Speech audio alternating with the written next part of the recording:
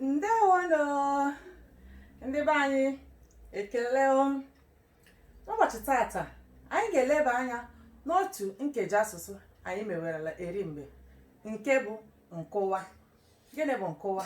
Nkụwa simply means adverb. Let's get into what it is all about.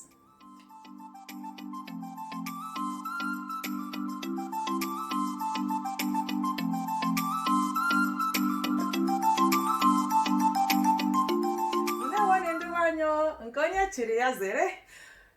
N'ụbọchị tata anyị ga-eleba anya n'otu nkeji asụsụ nke akpọrọ nkụwa, which simply means adverb. Guys, we have been on this adverb on this nkeji asụsụ, which is the past of speech, for a long time now. Are you yet to look into that video? Guys, it's really interesting. You will see what past of speech is all about in Igbo, different parts of speech we have, and we are going on taking them one by one. Okay, my lovely people, happy new year to you all. I guess this is the first class or first upload in our class this year. Happy new year to you all, my lovely people. Welcome back to this amazing year. Let's make it happen. It's your lady Estina. For new people who are still joining us, thank you. Welcome to this amazing channel where we share knowledge and a lot more. Okay, then in today's episode we are really going to go into the one of the parts of speech, which is the adverb, which means nkụwa. Gịnị bụ nkụwa? Ndị ọma hụrụ n'anya na anya ebe a ihe anyị nwere dịka nkụwa. Gịnị bụ nkụwa? Nkụwa, as I said, it simply means adverb.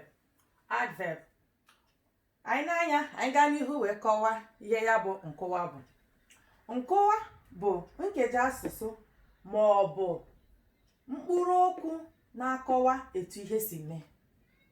Nkụwa bụ nkeji asụsụ ma ọ bụ mkpụrụ okwu na-akọwa otu ihe siri mee. Ọ bụkwa okwu ngwa ka ọ na-akọwa. Ọ bụ okwu ngwa ka ọ na-akọwa. Nkụwa bụ okwu ngwa, as in it just helps to explain the verb. That's just simply what adverb is. It can be a word or a sentence that helps to explain the verb itself. So, ya bụ ọ na-enye aka akọwa ngwa na mkpụrụ okwu maọbụ na ahịrịokwu. Okay, anyị ga-aga n'ihu na ọmụmaatụ mkpụrụ okwu nkụwa. Anyị depụtara ọtụtụ ọmụmaatụ, enwekwara ọtụtụ ndị ọzọ, mana anyị ga-eweregodo ndị nke a iji nye ọmụmaatụ ihe nkụwa bụ. We are going to go on with a few examples here to give examples of adverb, which is nkụwa. Let's go on. Ngwa ngwa, ngwa ngwa, ụnyaahụ, ụnyaahụ, nwayọ nwayọ, nwayọ nwayọ, ike, ike, nke ọma, nke ọma, ozigbo, ozigbo, ọsịsọ, ọsịsọ. Okay, eji m n'aka na nke a doro anya na ya bụ nkụwa bụ ihe kọwara onwe ya ọfụma. Ndị nwa hụrụ n'anya, anyị ga-aga n'ihu n'iji ya bụ nkụwa anyị depụtarala wee mebe ahịrịokwu ma hụ ka o si enyere ngwa aka. Okay, so we are going on with the few examples of the adverb that we listed already, making sentence with it and see how it helps the verb, how it helps to explain the verb. Okay, so that's what I have. Make a sentence already here, just few sentences with the adverb that we listed earlier, and now I will go on to read it and we'll see how it helps the verb, how it helps to explain the verb. Okay, this is really a bit clear, I guess. Okay, let's go. Ndị ọma, ọmụmaatụ nkọwa. Mbụ Ada. Ada rụrụ ọrụ ya ngwa ngwa. Ile anya na mgbe anyị depụtara ya bụ nkụwa, na ngwa ngwa so na otu ihe n'ebe ahụ. Ngwa ngwa is the adverb, which is the nkụwa. Ngwa ngwa bụ nkụwa. ke ngwa ọ na-enyere aka. Ngwa ọ na-enyere aka bụ rụrụ. Ada rụrụ. Ada rụrụ ọrụ. Enwekwara ike isi Ada rụrụ ọrụ. Mana iji mee ka nkọwa ihe Ada rụrụ ka o si rụ ya, ọ rụrụ ya ọsịsọ, ọ rụrụ ya nwayọọ nwayọọ. Did she do the work fast? Did she do this slowly? Or she did not do the work at all? So that's just the work of adverb in a sentence.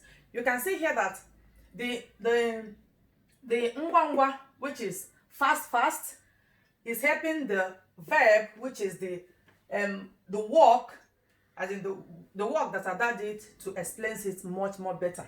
Ada rụrụ ọrụ ya ngwa. Ngwa here is the adverb, the Nkwuwa. Rụrụ is the verb that ngwa is helping to explain what Ada did. Guys, I hope this is really clear. Okay, let's go on. Anyị gaa n'ihu. Ịbụọ, mmiri zoro ụnyaahụ. Mmiri zoro mgbe onekwe taa. Ụnyaahụ mmiri ga-ezo echi. Mana mmiri zoro ụnyaahụ. Ị ga-ahụ na ya bụ ụnyaahụ enyego aka, excuse me, kọwa zoro, which is the verb that it rained yesterday. It rained yesterday. Here is the verb and here is the adverb, which is helping to explain this verb. Okay. Obi anaghị eje ozi ọsịsọ. Obi anaghị eje ozi ọsịsọ. Okay? Eje is the verb. Ọsịsọ is the adverb. Okay? Ọ kwaturu ya n'ike. Ọ kwaturu ya n'ike, which means she pushed her or him or her on by force. Ọ kwaturu ya n'ike. Ike here is the Nkwuwa. Then kwaturu is the doing word, which is the verb. Wow. I hope this is really interesting. Guys, did you get anything from this topic? You can go on as a learner to make few sentences again, or let's say, let it be as an assignment. Ihe omume, gaa n'ihu chọpụta ọtụtụ nkwuwa ndị ọzọ enwere ma were ya mebe ahịrịokwu. Feel free, drop it on the comment section. I will reply you there, or you can come in my email. Check my email is there. You can check it on the description box and you come in there. Then we will keep on learning and practicing. Practice is just the perfect thing to help you learn any language you are interested in learning and improving in it. Okay. Ndị ọma hụrụ n'anya, anyị ga-adọbiri ya ebe a. Ụbọchị nta ka anyị chọọ n'Owere nchi. Ndewonu. Are you yet to subscribe to this channel? Ibinyegara ya aka na channel a. Be part of something good. Support, share, tell a friend that something good is happening here to learn a new language, to acquire new knowledge, and let's keep growing. And there we go. Guys, bye-bye.